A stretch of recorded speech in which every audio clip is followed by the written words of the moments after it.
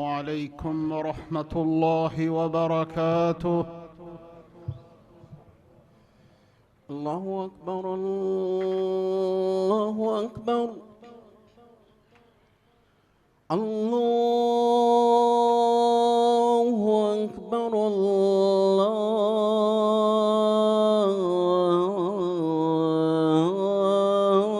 الله أكبر. أشهد أن لا إله إلا الله. أشهد أن لا إله إلا الله. أشهد أن محمد رسول الله. أشهد أن محمد رسول الله. حي على الصلاة حي على الصلاة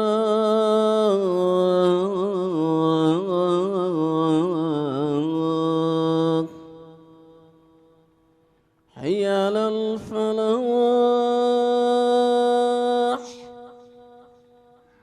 حي على الفلاح.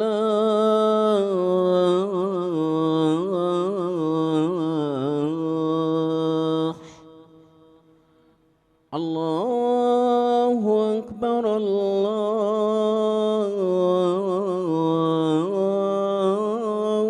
أكبر. لا إله إلا الله.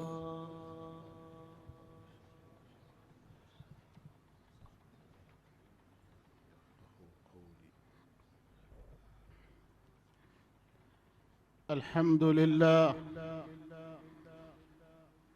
الحمد لله أمر بالعدل في كتابه ونهى عن الجور والظلم والعدوان حتى في حق الكافرين. وأشهد أن لا إله إلا الله الملك الحق المبين. وأشهد أن محمدًا عبده ورسوله بعثه رحمة للعالمين وحجة على الخلق أجمعين، صلى الله عليه وعلى آله وأصحابه الذين ساروا على نهجه القويم وتمسكوا بسنته وسلم تسليماً كثيراً. أما بعد، أيها الناس اتقوا الله تبارك وتعالى واعلموا أن الله أمركم بالعدل وأخبر أنه يحب أهله. قال جل في علا: إن الله يأمركم بالعدل والإحسان. وقال سبحانه: إن الله يحب المقسطين. والعدل هو القصد في الأمور، والعدالة صفة توجب الاحتراز عما يخل بالمروءة. وقال صلى الله عليه وسلم: إن المقسطين عند الله على منابر من نور، الذين يعدلون في حكمهم وأهليهم وما ولوا. رواه مسلم. عباد الله، إن مقام العدل في الإسلام عظيم وثوابه عند الله كبير. والعدل أنواع كثيرة، وكل يجب عليه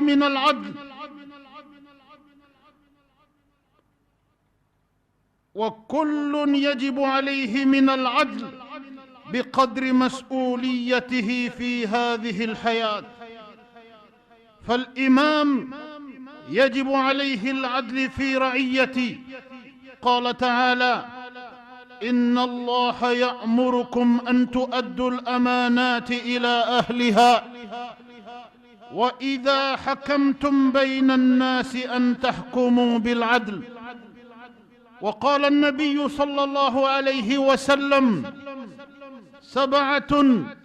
يظلهم الله في ظله يوم لا ظل إلا ظلي. وذكر منهم الإمام العادل والقاضي يجب عليه العدل في حكمه. قال الله تبارك وتعالى: وأن احكم بينهم بما أنزل الله. وقال تعالى: يا داود إنا جعلناك خليفة في الأرض فاحكم بين الناس بالحق ولا تتبع الهوى فيضلك عن سبيل الله. وقال صلى الله عليه وسلم: القضاة 3، 2 في النار و1 في الجنة. رجل عرف الحق فقضى به فهو في الجنة، ورجل عرف الحق فلم يقض به وجار في الحكم فهو في النار. ورجل لم يعرف الحق فقضى للناس على جهل فهو في النار. لكن القاضي إذا كان قصده الحق وبذل جهده في إصابته فهو مأجور ولو أخطأ، لأنه لم يقصد الخطأ. قال صلى الله عليه وسلم: إذا حكم الحاكم فاجتهد ثم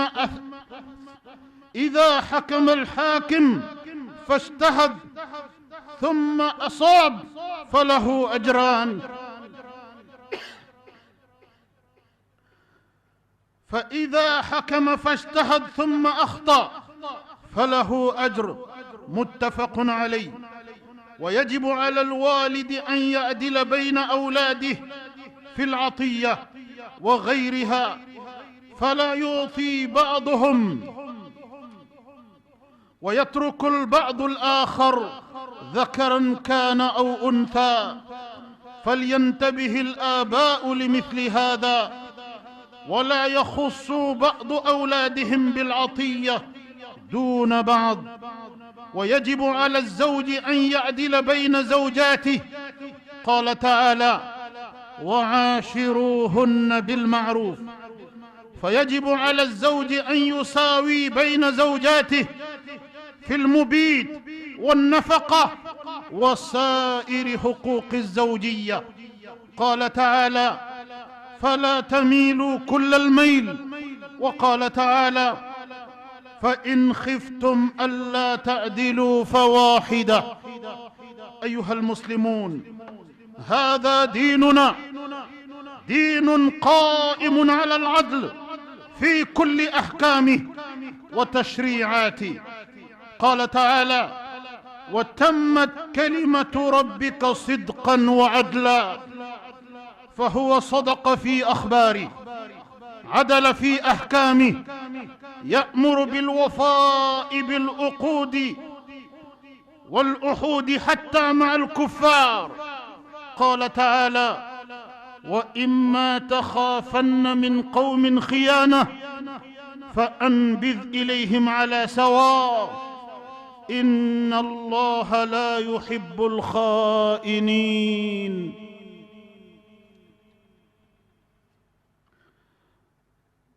تنبي علي ألمي نايتلين واجبيا بنا أدام مدون كان جينينا ما يكوننا.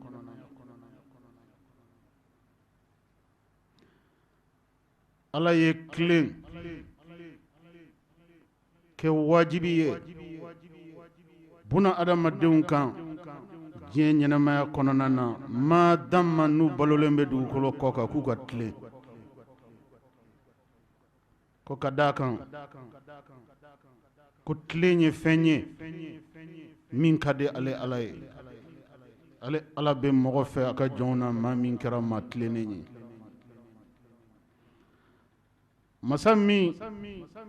n'a ye tilen yamaruya adamadenw kan o masa kelen ale de ye kangari da adamadenw ye ka bɔ duuli ma ka bɔ ntɔɲɔli ma ka bɔ wali hakɛ tiɲɛni na ani ɲɔgɔn cɛ diɲɛ ɲɛnamaya kɔnɔna na ala ye kangari da an ye ka gɛlɛya k'an ka yɔrɔ janya k'an mabɔw la dɛ alisilamɛw aw k'a dɔn k'a fɔ tilen ɲɛnamaya kɔnɔ silamɛya y'a fɔ ka gɛlɛya dɛ jɔyɔrɔ min bɛ tilen na ɲɛnamaya kɔnɔ Allahu subhanahu wa ta'ala a y'a fɔ yɔrɔ caya alikuranɛ kɔnɔ dɛ o de kama ala ko diinɛ min n'a y'a d'an ma n'o ye silamɛya diinɛ ye a ko diinɛ in kɔkolo o ye tilen de ye ani ladiriya ala ye tilen fɔ ka gɛlɛya a ka alikuranɛ ba kɔnɔ aya caman na fo ka taa se yɔrɔ la a ko alakira ma sallallahu alayhi wa sallam a ka alikuranɛ ba kɔnɔ ala bɛ ka kuma mun kan yan ala bɛ ka kuma kafiru ka hakɛ de kan tellement ala ye tilen fɔ tellement ala ye tilen fɔ tellement ala ye tilen fɔ ko adamaden ka tilen fo ala bɛ ka alikuranɛ ba kɔnɔ a bɛ ka kafiru ka hakɛ a bɛ k'o défense ta alikuranɛ kɔnɔna na ka bɔ mɔgɔ jɔn yɔrɔ ka bɔ silamɛw yɔrɔ k'u ka kafiru ka hakɛ tanga u ka n'u ka hakɛ tiɲɛ abada masa min ye kafiri ka hakɛ k'o défense ta o masa in bɛna diɲɛ n'a ye silamɛ jumɛn na i k'i silamɛ ɲɔgɔn ka hakɛ tiɲɛ diɲɛ ɲɛnamaya kɔnɔ hali seconde kelen ala ko alikuranɛ ba kɔnɔ alakira ma a ko wa imma takhafanna min qawmin khiyana fa anbidh ilayhim ala sawa inna allaha la yuhibbu al-kha'inin a ko alakira ma a ko ni lahidu tɛmɛna i ni mɔgɔw cɛ mɔgɔ minnu ni silamɛw tɛ kafiru don lahidu kumakan o bi ni maaw cɛ maa minnu tɛ silamɛ ye kafiru don nka i nana siga k'a fɔ u b'a fɛ ka don i ma janfa la ala ko alakira ma sallallahu alayhi wa sallam ni sigaru ma k'a fɔ u b'a fɛ ka don i ma janfa la kafiru dun don ala ko alakira ma lahidu kan min b'i n'u cɛ kana sɔn abada ka waleya kɛ min b'o lahidu kan sɔsɔ f'i ka ci bila ka taa fɔ kafiri ninnu ɲɛ à l'avance k'a fɔ lahidu min bɛ n'aw cɛ n y'a wuli bi o tuma u ka sigi n'u kɛlɛli ye kabi yɔrɔ nka i kan'u janfa i kana baro la kɛlɛ la k'a sɔrɔ lahidu kan b'i n'u cɛ k'a fɔ k'i t'u kɛlɛ oui nulle part la trahison ne constitue une stratégie tout simplement dans l'humanité. Dans la vie humaine, la trahison n'est pas une stratégie. Par ces versets du Coran, Dieu met en garde le prophète, sallallahu alayhi wa sallam, en lui disant ceci. وَإِمَّا تَخَافَنَّ مِنْ قَوْمٍ خِيَانَةٍ. Si tu redoutes la trahison venant d'un peuple avec qui tu as pactisé, il s'agit d'un peuple mécréant, فَأَنْبِذْ إِلَيْهِمْ عَلَى سَوَاءٍ. Il faut dénoncer le pacte, mais jamais ne poser un acte contraire à l'acte que tu as signé avec la partie adverse. Inna Allah alakirama ikado ka fo inna Allah ne Allah la uhibbul kha'inin nete janfanci fe nete janfa fe foila ni Allah ka kangarda kande kata ka chidema parfois dans des circonstances particulièrement difficiles car il s'agit à l'époque d'un moment où le prophète et ses compagnons ont été amenés à signer des pactes avec les mécréants. Et ces mêmes mécréants, on les redoutait parfois de trahir leur pacte. Mais même avec le soupçon de trahison, Dieu a interdit au prophète de poser un acte contraire au pacte qu'il a signé avec eux. Et qu'il est obligé de dénoncer d'abord le pacte avant de poser un acte contraire au contenu du pacte. Donc on ne doit pas, on ne peut pas, nulle part, la trahison ne peut pas être considérée comme un acte acceptable. Un musulman, un bon musulman, n'est pas un traître.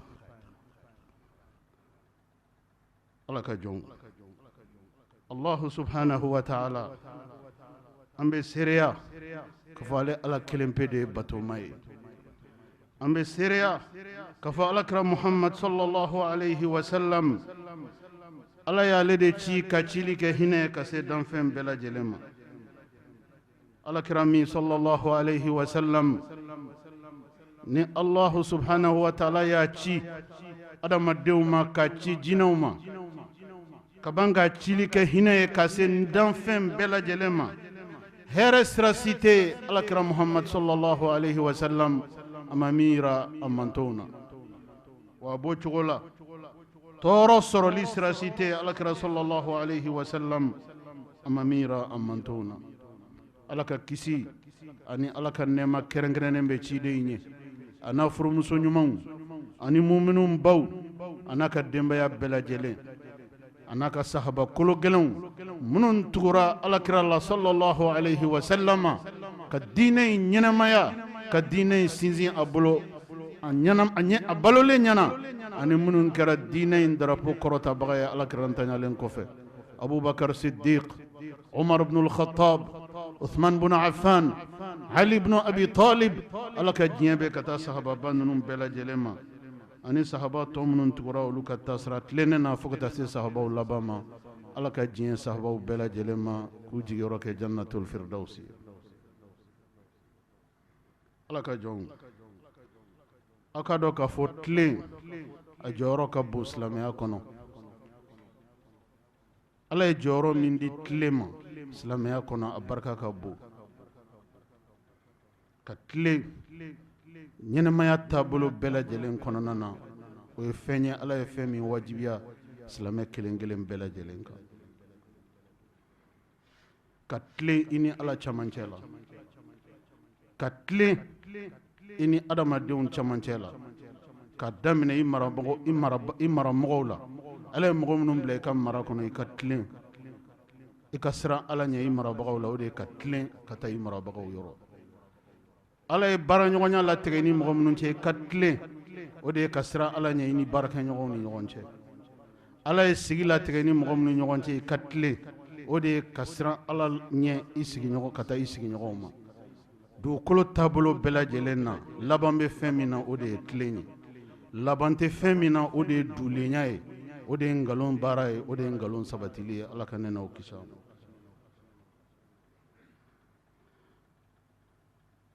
aw k'a dɔn k'a fɔ ala ka jɔnw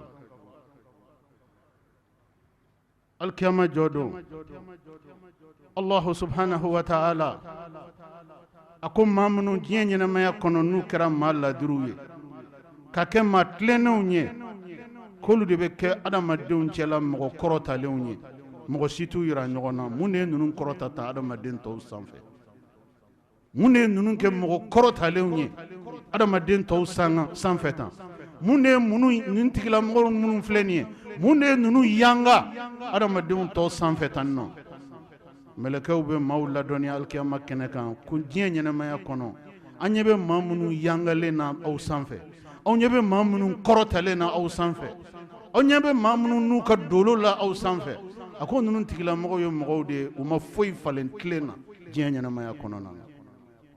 u ma foyi falen tilen na diɲɛ ɲɛnamaya kɔnɔ kɛra maaw ye u tilenna dogo la ka tile bange la ka tilen u ni ala cɛmancɛ la ka tilen u ni ala ka jɔnw cɛmancɛ la diɲɛ ɲɛnamaya kɔnɔ a ko ala filɛ k'o de taamasere bange u ye tan nɔ alikiyama kɛnɛ kan n'u kɔrɔtali ye ka tɛmɛ adamaden tɔw ka alikiyama kɛnɛ kan kiiri tigɛli ma daminɛ fɔlɔ ala k'an kɛ maa tilennen ye ala ka jɔn maa bɛɛ lajɛlen ka tilen ka di ala ye nka kɛrɛnkɛrɛnnenya la mɔgɔw bɛ yen minnu ka tilen ka di ala ye ka tɛmɛ buna adamaden tɔw bɛɛ lajɛlen kan an ka walanda bɛna s'an ma alikiyama jɔ don Allahu subhanahu wa ta'ala don min na adamaden n'a caya a ko a bɛ bɛɛ lajɛlen wuli ka jɔ i sen fila kan tile kɔrɔ o don tile bɛ jigin ka ni buna adamadenw cɛ tɔtɔ nɔngɔ ɲɛ kelen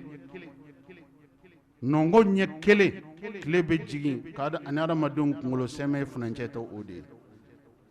kiyama kɛnɛ kan adamadenw bɛ minɛ ka wɔsi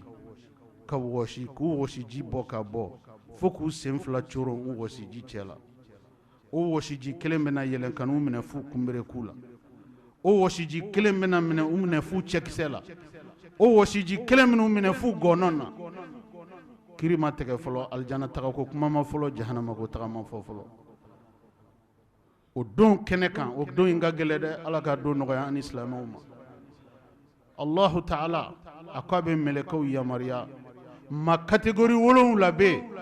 k'olu kana sɔrɔ nin don tɔɔrɔ ani nin don jɔ ni nin don maɲumako la k'ale ala a kelen bɛ ka tribune spéciale min dilan k'a bila maa minnu bɛ taa sigi o tribune kɔrɔ n'o ye ala ka maa bonyalenw ni maa kɔrɔtalenw ye adamadenw cɛ la a ko maa catégorie 7 a b'olu la tɔmɔ jama la o don ka t'olu sigi ale yɛrɛ ala ka tribune kɛrɛnkɛrɛnnen na o maa 7 ala kira ko sallallahu alayhi wa sallam ko ɲɛmɔgɔ tilennen o y'a mɔgɔ fɔlɔ de ye ɲɛmɔgɔ tilennen o y'a mɔgɔ fɔlɔ de ye munna ɲɛmɔgɔ jumɛn ko don ɲɛnɛmaya kɔnɔna na ɲɛmɔgɔya kalifara mɔgɔ la o kɔrɔ ye jumɛn ye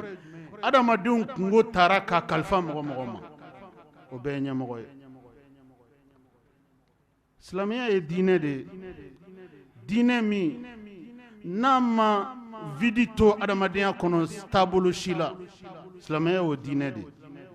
silamɛya ka sariya bolili a bɛ boli adamadenya fan bɛɛ lajɛlen kan fo ka taa se a dogodogo kɔnɔnaw ma vidi tɛ silamɛya taabolo si kɔnɔna na ɲɛnɛmaya kɔnɔna na o tɛ yen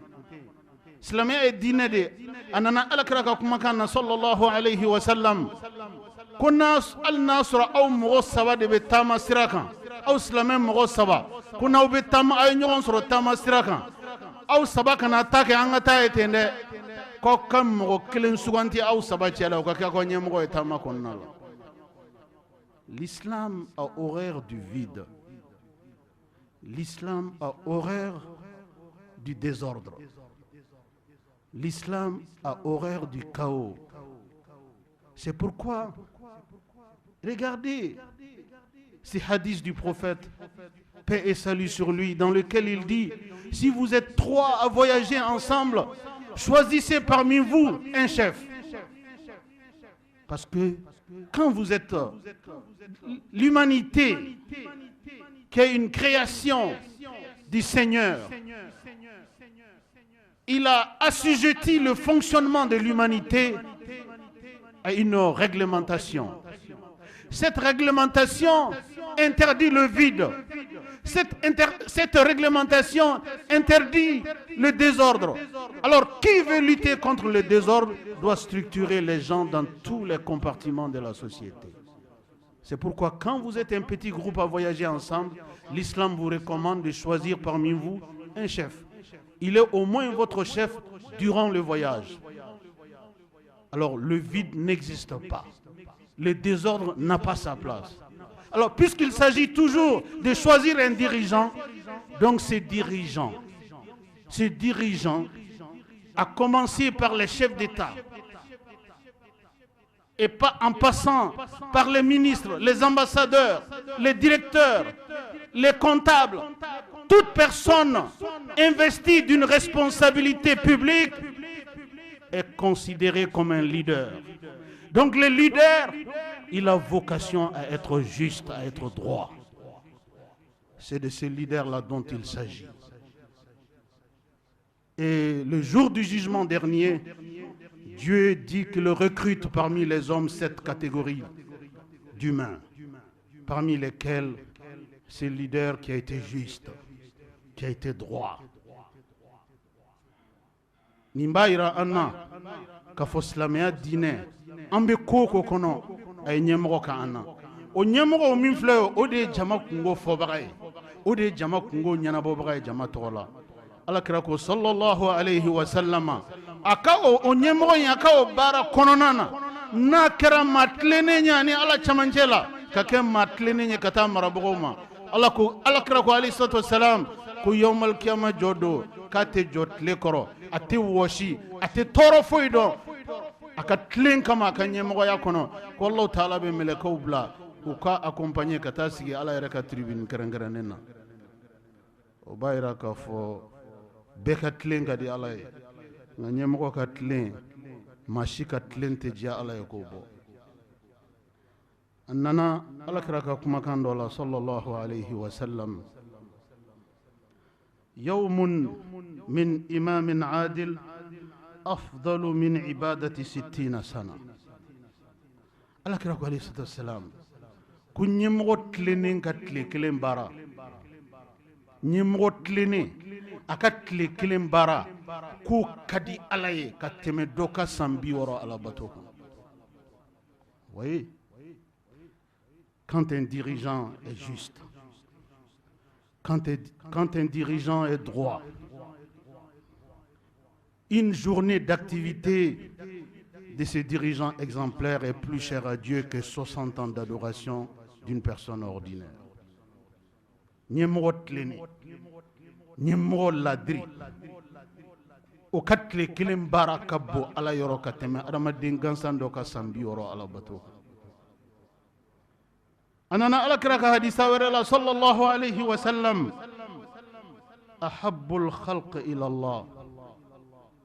على كجوم من كدي على كتما كجوم بك يلا أوبادو على كجوم من كدي على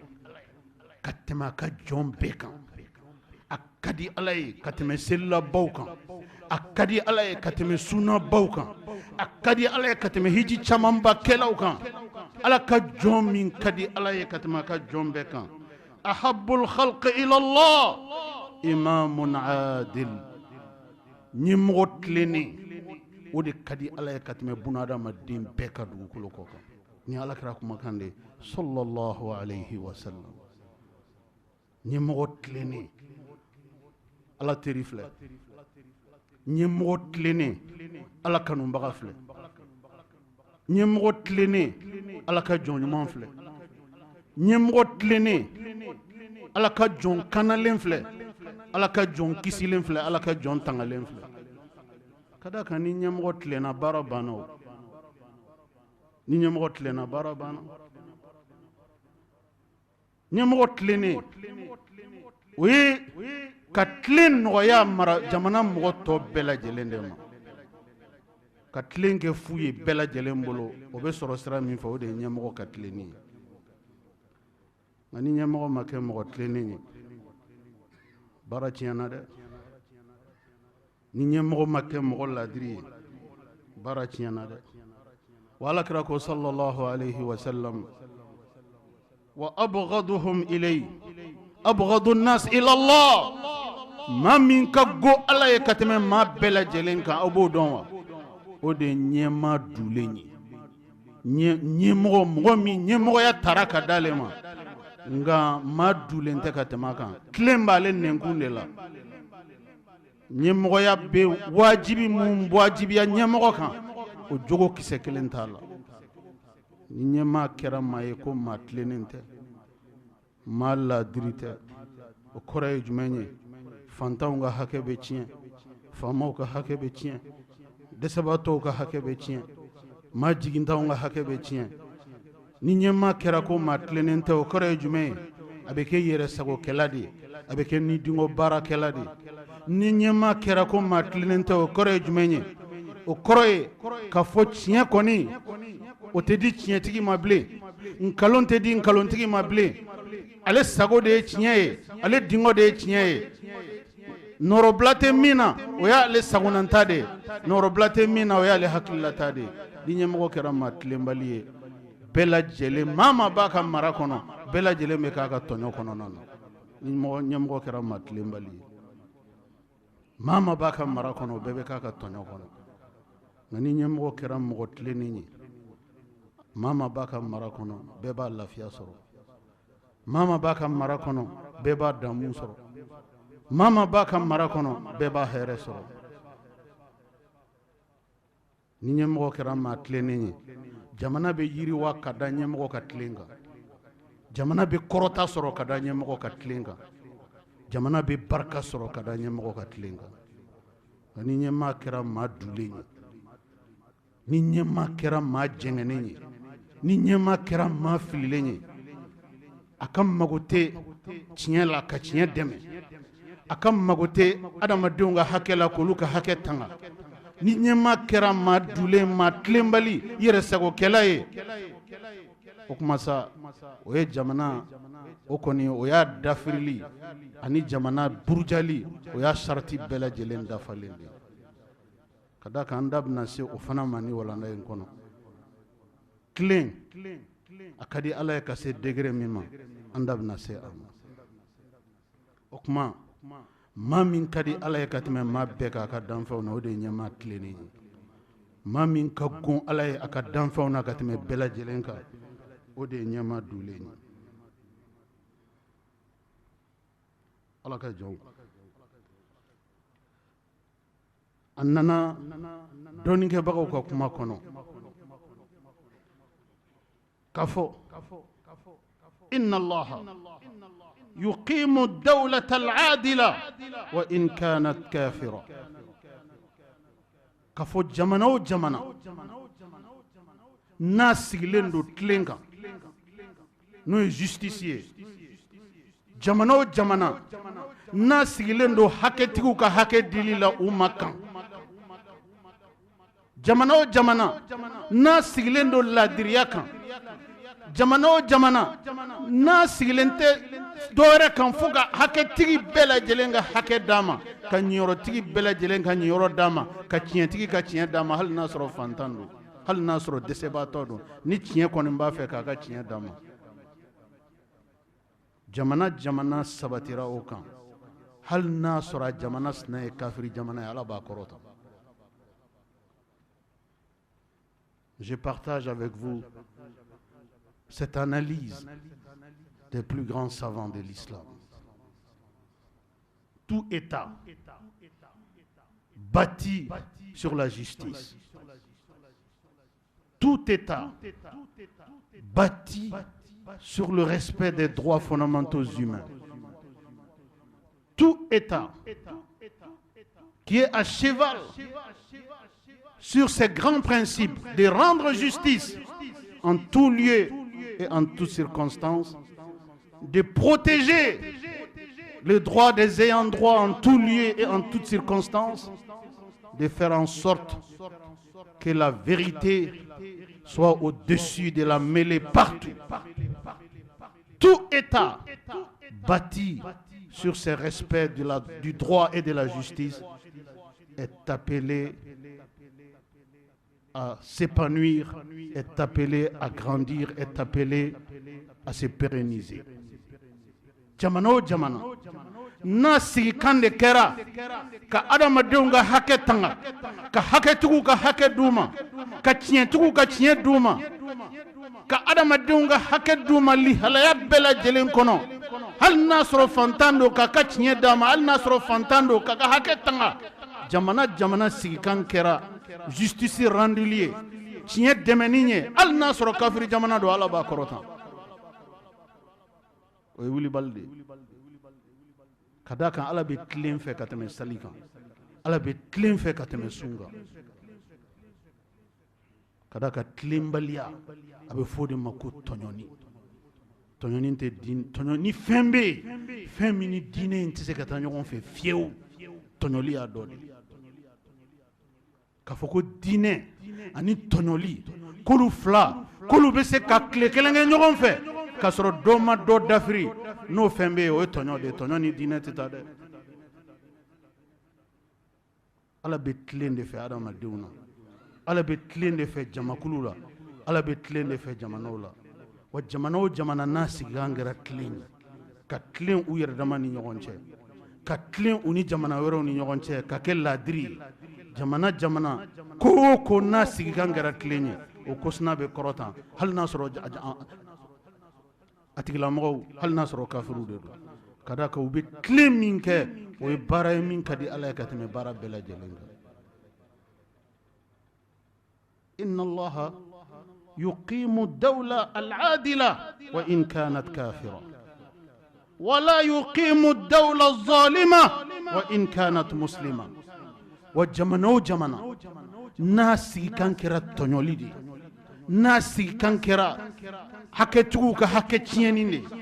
n'a sigikan kɛra fantanw dɛsɛbaatɔw olu niyɔrɔ tiɲɛni ye se tɛ maa min ye o ka tiɲɛ tɛ d'a ma mɔgɔ tɛ maa min kɔ o ka hakɛ tɛ d'a ma dalu tɛ maa min bolo o tigilama n'o ni fɛn fɛn ka kan o bɛ tiɲɛ o ma ka kiri tigɛ ni dungɔ ye ka tiɲɛ to ka kiri tigɛ ka tiɲɛ to ye ka nkalon ta k'a bila tiɲɛ nɔ la jamana sigikan kɛra injustice ye hali n'a sɔrɔ silamɛ jamana don a bɛ dafiri ka d'a kan ala bɛ tiɲɛ de dɛmɛ ala bɛ tilen de fɛ adamadenw na ala bɛ tilen de fɛ jamanaw la ala bɛ tilen de fɛ ɲɛmɔgɔ la ce n'est pas pour rien quand les prophètes de l'islam nous informent que l'homme le plus aimé parmi les créatures d'Allah est le dirigeant juste, le dirigeant droit. Il aime ses dirigeants, il aime cet homme-là plus que tout le reste de la planète. Quand un dirigeant est droit, quand il est juste. Pourquoi dans nos systèmes républicains, on appelle le chef de l'État le premier magistrat? Le premier magistrat est un nom qui est généralement donné au chef d'État dans les systèmes républicains. Ça veut dire quoi? Il est le juge des juges. Ça veut dire quoi? Il est le garant de la magistrature suprême. Ça veut dire quoi? C'est lui qui veille que justice soit rendue au nom de tous et pour tous. C'est lui qui est le garant de la justice. Si cette personne n'est pas un homme juste, comment peut-il garantir la justice pour tous? Si cette personne n'est pas correcte, comment peut-elle garantir la justice pour tous? Vous voyez? Le dirigeant droit, le dirigeant juste, c'est l'ami d'Allah, c'est l'ami du Seigneur. Même s'il ne prie pas. Je vous l'ai dit, même s'il ne prie pas, celui qui s'est fait le souci de rendre justice, celui qui s'est fait le souci de protéger les droits des faibles, celui qui se donne pour objectif de garantir la justice pour tous, cette personne est plus proche de Dieu que tout le monde. Car Dieu est juste, il aime le juste. Dieu est juste, il aime la justice. L'avenir appartient à la justice. Un État juste est un État d'avenir. Regardez les pays occidentaux. Ces pays-là, s'ils sont à cheval sur un principe, c'est quoi? La justice, le respect des droits fondamentaux humains. Ils essayent de tout faire pour préserver leur système judiciaire, protéger les faibles. Ils essayent de tout faire pour que la justice soit acheminée dans tous les coins et les recoins de leur territoire, pour que la justice soit rendue pour tous. C'est à cause de ces principes-là que Dieu leur a accordé un certain nombre de bienfaits dans la vie. Donc Dieu aime la justice. Il aime les gens qui se soucient de rendre justice, et surtout parmi les dirigeants.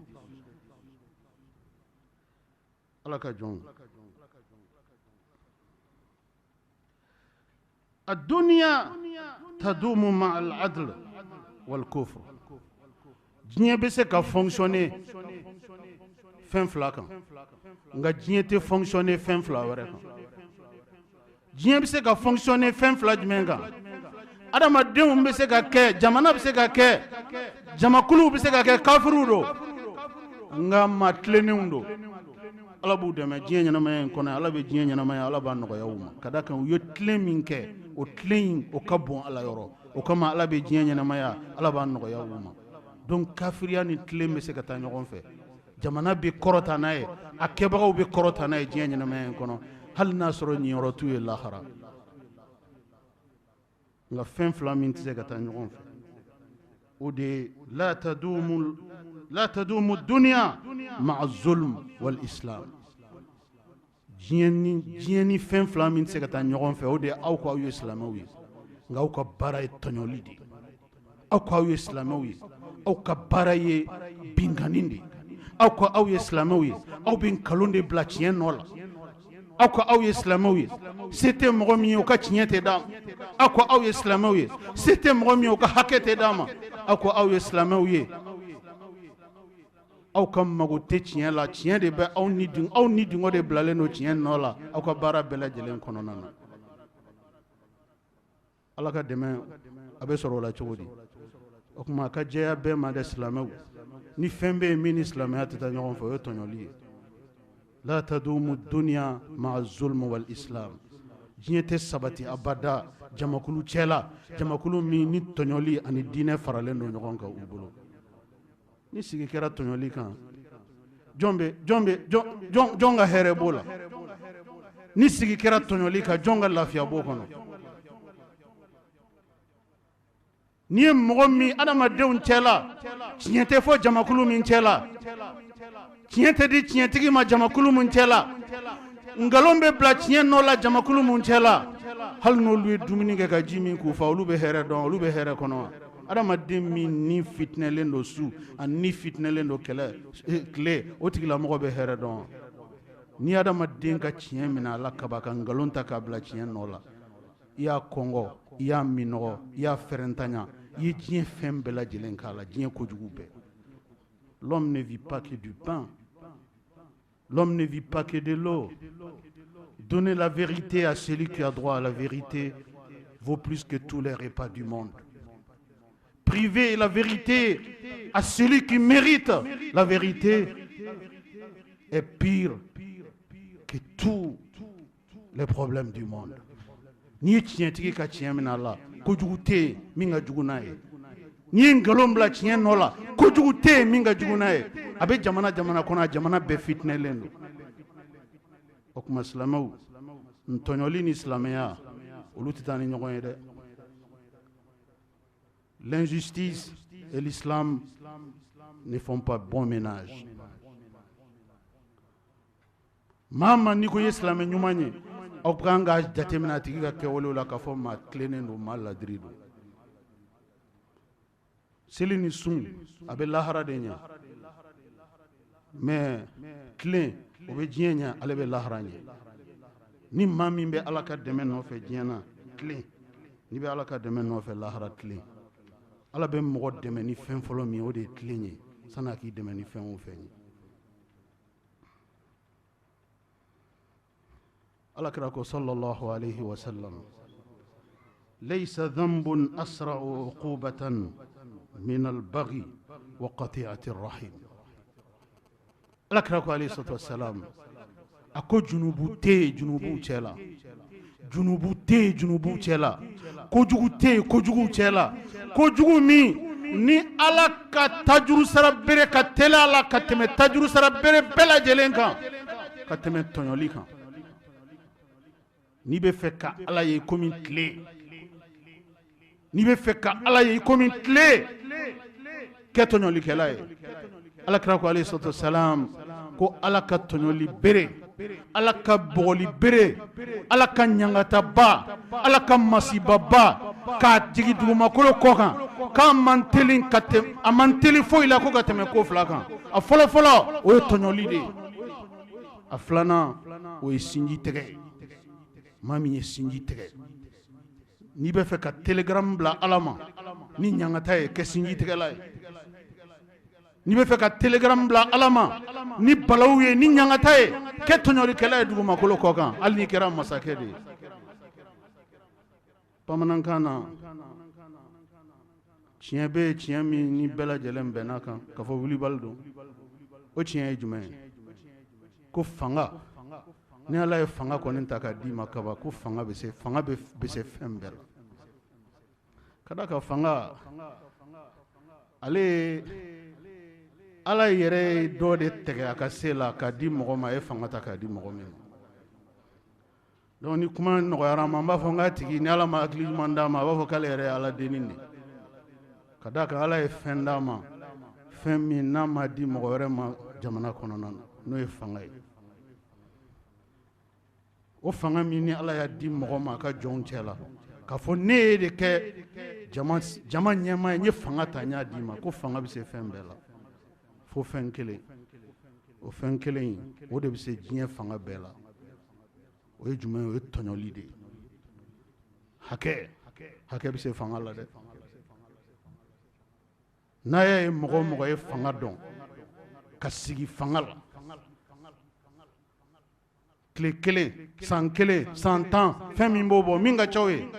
ka ban k'o tigilamɔgɔ ka labanko juguya dantɛmɛ labanko juguya lajɛ a tɛ sɔrɔ foyi fɛ fo hakɛ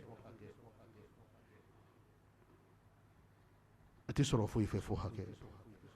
fanga banko juguya a tɛ sɔrɔ foyi fɛ fo hakɛ ka masakɛ kɛ walanda ye k'a di diɲɛ ma diɲɛ bɛɛ ka walanda ta k'a tɛ sɔrɔ foyi fɛ fo hakɛ ka ɲɛmɔgɔ ka kɛ walanda ye diɲɛ bɛɛ ka leçon ta kan a tɛ sɔrɔ foyi fɛ fo hakɛ o kuma silamɛw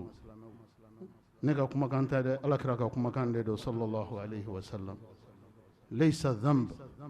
asra'u uqubatan min al-baghi jurumun tɛ yen min n'a ɲangata ka teli jurumun tɛ yen min n'a masiba ka teli jurumun tɛ yen min n'a bɛ na ni Ala ka dimi ye Ala bɛ tasuma wuli a tigi nɔfɛ ɲɛtigiw ka yɛlɛ kɔnɔna na ka tɛmɛ tɔɲɔli kan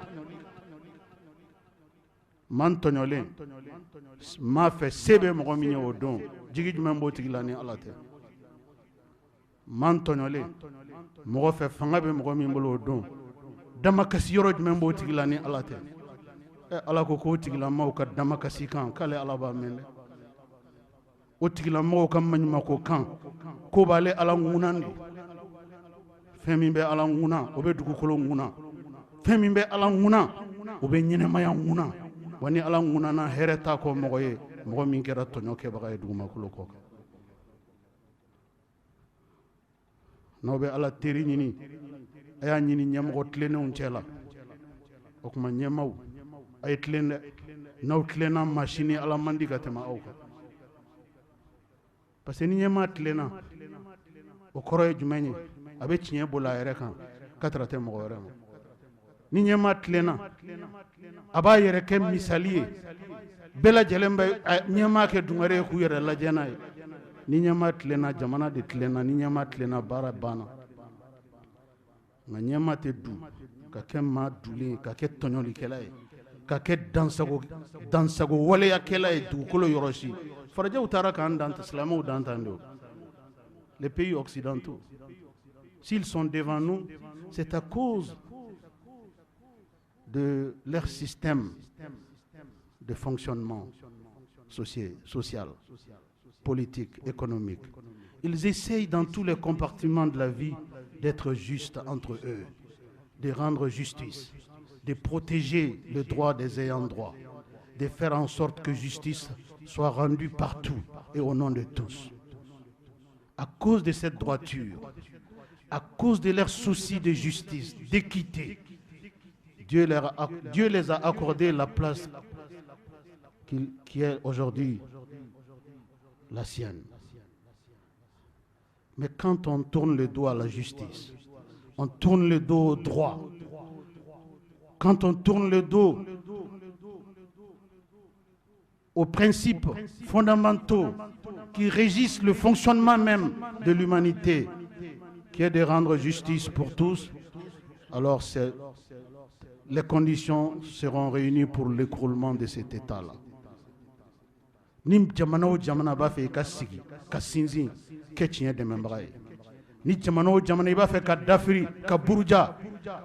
ken ngalon sinzimbaga ye ka ke tiɲɛ bɔ ka binbaga ye i ka kumakanw ni ka kɛwalew kɔnɔna na o bɛ sɔrɔ fɛn min fɛ o de ye ni kalifa kɛra minnu ma ɲɛmɔgɔya la yɔrɔ bɛɛ lajɛlen na jamana taabolo bɛɛ lajɛlen kɔnɔ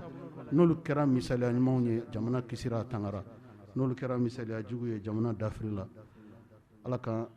ni walanda in faamuyali ko ɲuman ala k'a di an ma ni walanda in faamuyali ko ɲuman ala k'a di an ma an ka ɲɛnamaya ala k'a kɛ diinɛ kɔnɔ n'an bɛ laban ala k'an laban diinɛ in kan ala k'an kɛ maaw ye maa minnu bɛ hami ni tilen ye ala k'an kɛ maaw ye maa minnu bɛ kɛ tilen baara kɛbaga ye أعوذ بالله من الشيطان الرجيم يا أيها الذين آمنوا كونوا قوامين لله شهداء بالقسط وقال تعالى ولا يجرمنكم شنآن قوم على ألا تعدلوا اعدلوا هو أقرب للتقوى بارك الله لي ولكم في القرآن الكريم ونفعني وإياكم بما فيه من الهدى والبيان وذكر الحكيم أقول قولي هذا وأستغفر الله العظيم الجليل لي ولكم ولسائر المسلمين من كل ذنب فاستغفروه إنه هو الغفور الرحيم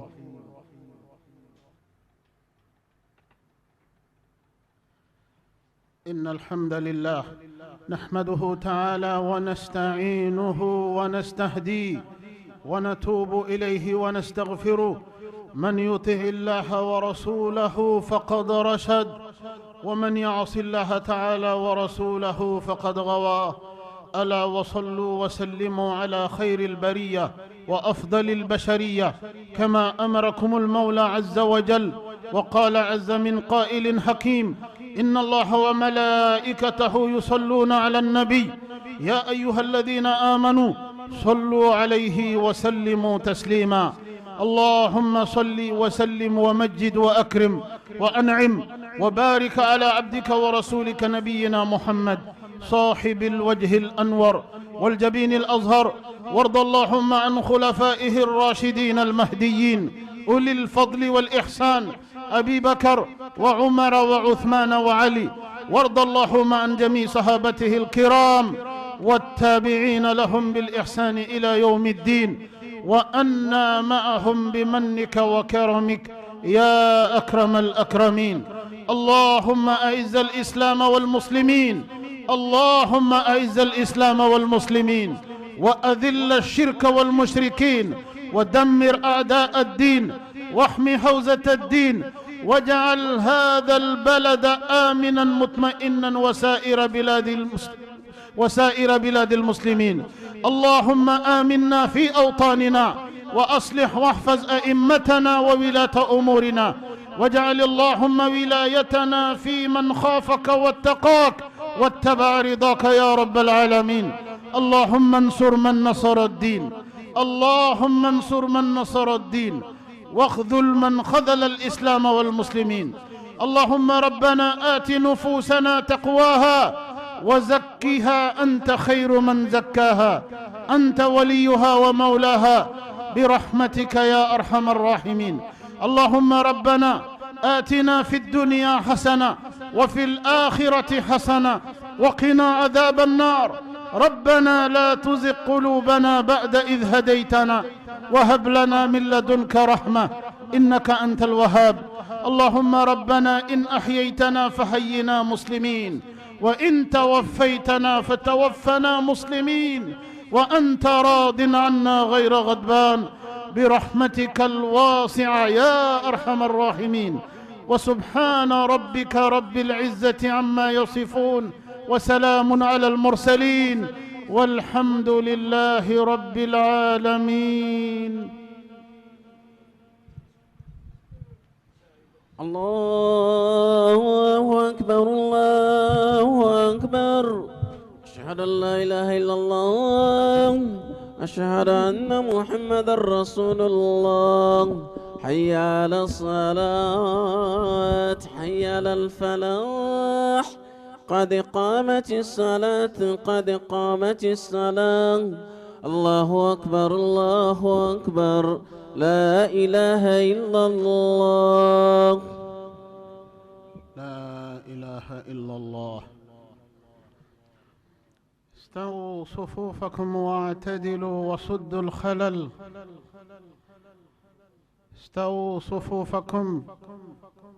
لا تتركوا بينكم للشيطان فرجات. القدم بالقدم والمنكب بالمنكب. أي سفوت لي أي فنان شودته. الله أكبر الله أكبر.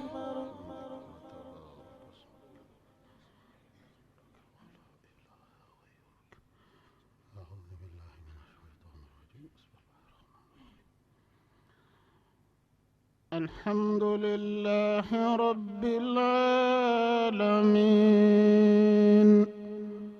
الرحمن الرحيم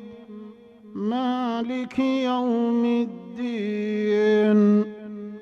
إياك نعبد وإياك نستعين. اهدنا الصراط المستقيم صراط الذين أنعمت عليهم غير المغضوب عليهم ولا الضالين.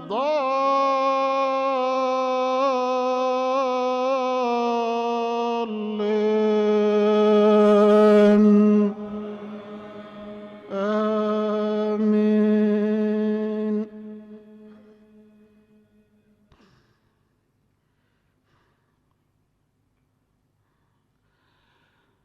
أولم يروا أنا جعلنا حرما آمنا ويتخطف الناس من حولهم أفبالباطل يؤمنون وبنعمة الله يكفرون. ومن أظلم ممن افترى على الله كذبا أو كذب بالحق لما جاءه أليس في جهنم مثوى للكافرين. والذين جاهدوا فينا لنهدينهم سبلنا وإن الله لمع المحسنين.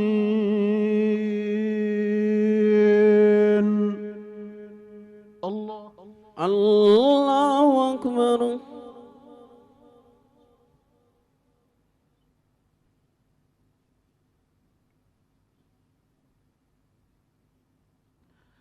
سمع الله لمن حمده. ربنا ولك الحمد. الله أكبر. الله أكبر. الله أكبر. الله أكبر. الله أكبر. الله أكبر.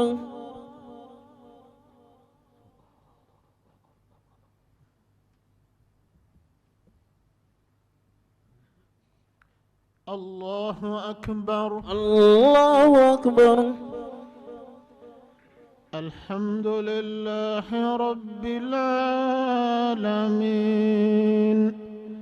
الرحمن الرحيم مالك يوم الدين. إياك نعبد وإياك نستعين. اهدنا الصراط المستقيم صراط الذين أنعمت عليهم غير المغضوب عليهم ولا الضالين.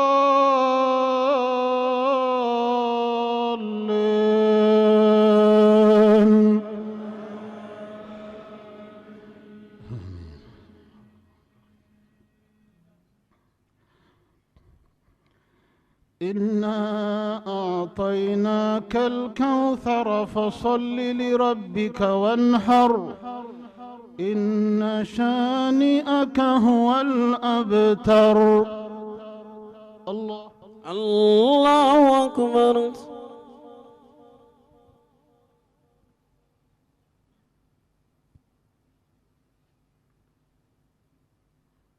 سمع الله لمن حمده ربنا ولك الحمد الله أكبر الله أكبر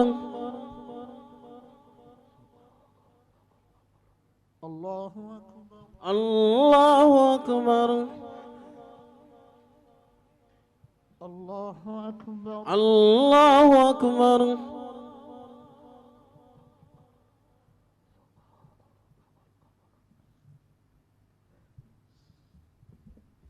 الله أكبر الله أكبر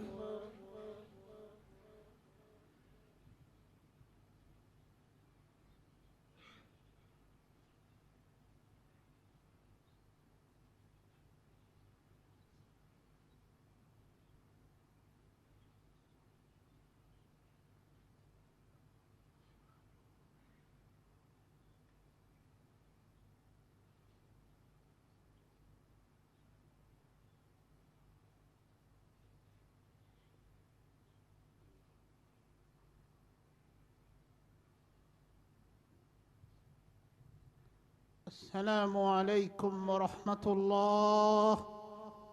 السلام عليكم ورحمة الله السلام عليكم ورحمة الله السلام عليكم ورحمة الله